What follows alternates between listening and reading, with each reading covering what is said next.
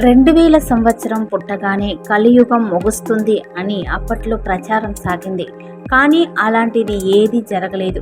ఎన్నో ప్రకృతి వైపరీత్యాలు ఏర్పడినా యుగాంతం జరగలేదు. కానీ విధ్వంసకరమైన ఘటనలు ప్రపంచ దేశాల్లో అక్కడక్కడ జరుగుతూనే ఉన్నాయి. తాజాగా ఓ భయంకరమైన వార్త ప్రజలను వణికిస్తూ ఉంది. 2023 యుగాంతం కానుందని, భారత్పై ఏకంగా 500 అణుబాంబుల వర్షం కురుస్తుందని ఓ వార్త భయాందోళనలను సృష్టిస్తోంది.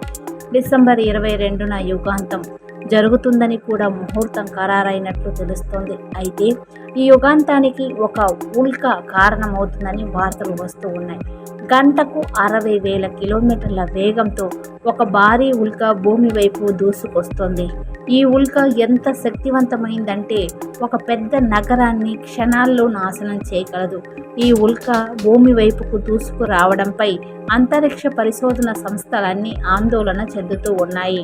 ఈ ఉల్కకి 2024 YR4 అనే పేరు పెట్టేశారు. ఈ ఉల్క ప్రస్తుత స్థానాన్ని బట్టి ప్రమాద పటాన్ని నాసాకు చెందిన శాస్త్రవేత్త డేవిడ్ ర్యాంకిన్ అనే ఇంజనీర్ సిద్ధం చేశారు. దీనిని బట్టి భారతదేశంపై ఈ ఉల్క పడే అవకాశం ఉందని తెలుస్తోంది.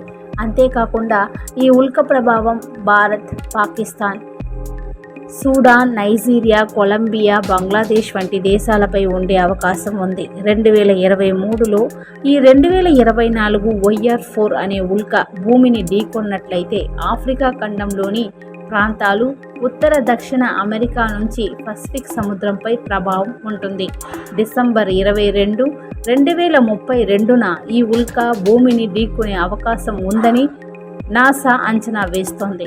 సముద్రంలోనే ఈ ఉల్క పడినప్పటికీ జనవాస ప్రాంతాల్లో ఎక్కడైనా ఈ ఉల్కగాని పడితే భారీ విధ్వంసం తప్పదని శాస్త్రవేత్తలు హెచ్చరిస్తూ ఉన్నారు.